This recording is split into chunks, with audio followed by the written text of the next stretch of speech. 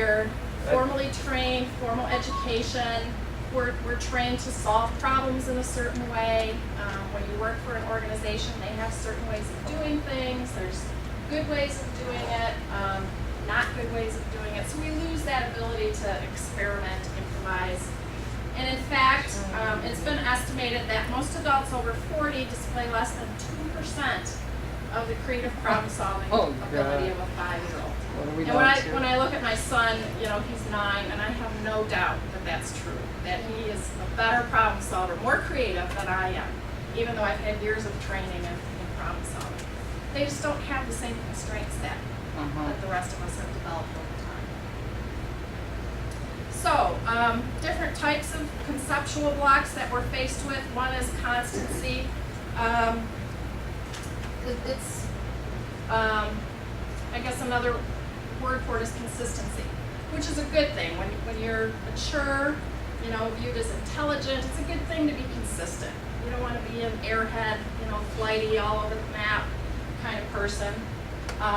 So it's viewed as a good thing to be constant or consistent, but on the other hand, it can limit your ability to think creatively.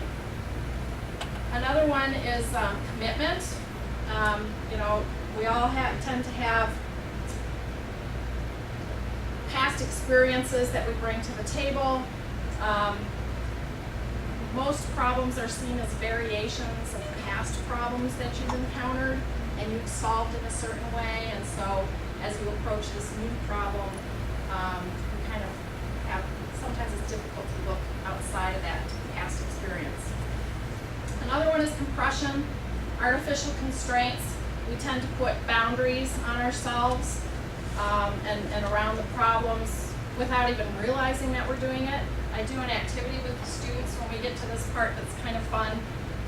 That's called the chair. I put a chair in the middle of the room and we break the students up into teams and they take turns, and I tell them they need to come up with as many different ways as they can think of to sit on a chair. And it's a competition, so you go from, you know, one person on a team goes and sits, and then the next team sends someone to sit, and so on. And we keep going around the room, and eventually they start, I guess, reaching their limit on ideas that they can come up with. And fortunately, every time I've done this, there's always at least one person in the class that breaks through that artificial constraint of what it means to sit in a chair. So they'll sit on a chair with one leg crossed, the other leg crossed, they'll sit forwards, backwards, sideways, you know, and keep going through different iterations of that. Eventually someone will realize sitting on a chair doesn't necessarily mean sitting with your butt on the seat of the chair, with the chair sitting 4 legs on the floor. So they'll flip the chair over, they'll put the chair on the table, they'll sit 3 people on a chair. So eventually we get up to, you know, 100 or more different variations of ways to sit in a chair. You ever show the movie of Charlie Chaplin sitting on the chair? No, that'd probably be a good one to include. Okay, and then the other one is complacency. When was the last time you asked 3 why questions in a row? Huh. So for those of you with young children, you know that's... When's the last time you answered 3 why questions in a row, Keith? Try to answer. You did that right. Yeah. You know, in my house, it's a constant. Why? I had some students from our leadership program go to my son's 3rd grade class and give a presentation on their trip to Ghana last summer.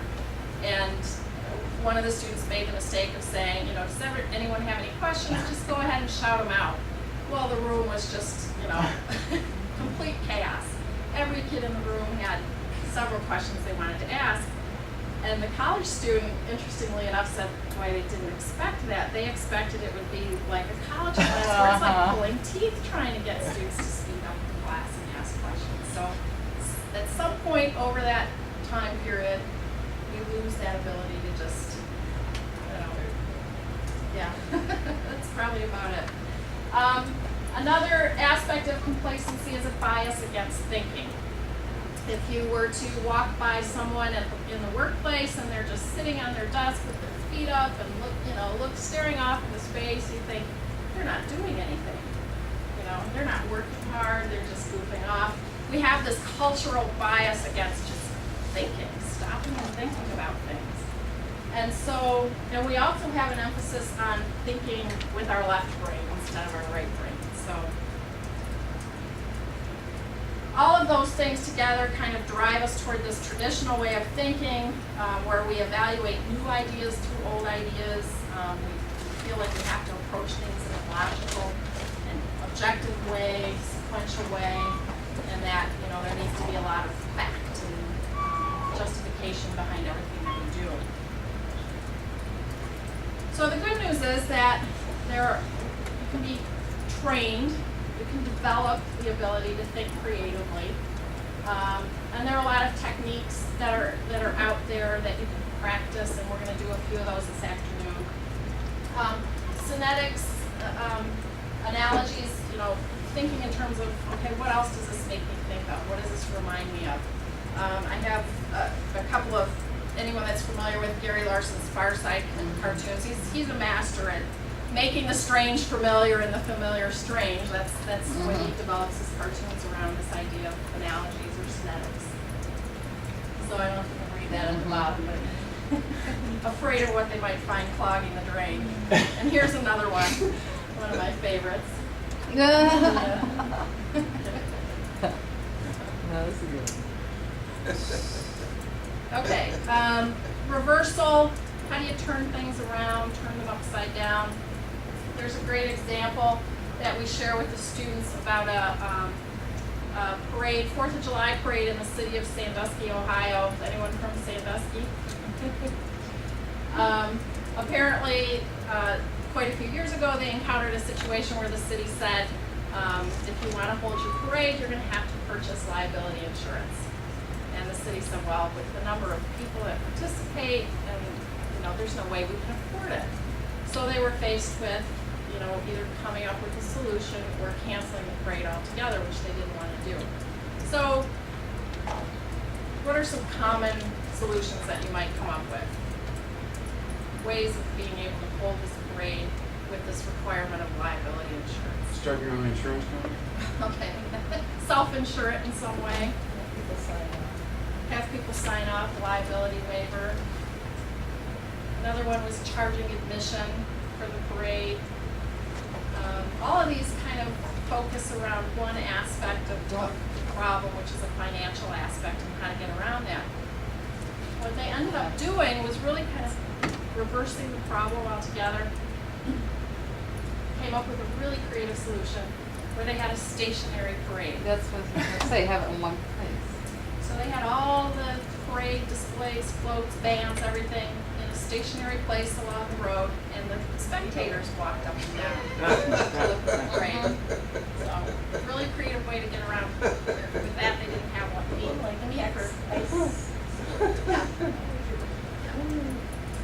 Other ways, let's see, brainstorming, which I'm sure many of you have had experience with, and we're going to practice that later. A couple others that we're going to practice are expand and subdivide, and random word stimulation, combining unrelated attributes. But different tools and techniques that you can use to help your group generate more creative alternatives. One of the things with ambidextrous thinking, we often give our students little brain teasers to try to get them thinking both right brain